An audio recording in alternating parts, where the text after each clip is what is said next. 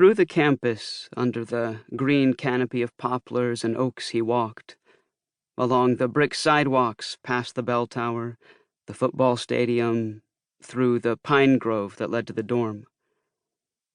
Barefoot, carrying his shoes in his hand, the brick path cool to the soles of his feet. Evening took shape.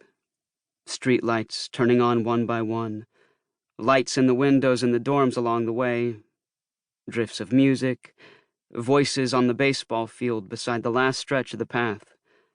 Not a game, but a practice, though the stadium lights were burning up high on their poles. The side of it, up the rise of green, Airing House, a dormitory named for a former North Carolina governor. There had always been something about this walk that reminded him of his luck in coming here. He was in college, on his own. It belonged to him. He had a place he could call home that he could control. And this gave him a coming-home feeling, a sense that this was right. Fragments of thoughts led, if he allowed, backward to the years of high school, tumultuous in so many ways.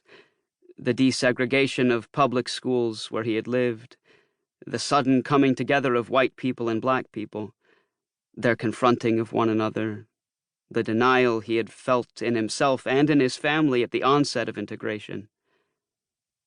This had touched the streak of difference he felt in himself, the fact that he had no interest in girls when he was supposed to be obsessed with them. What this told him about his nature he had only understood once he was here.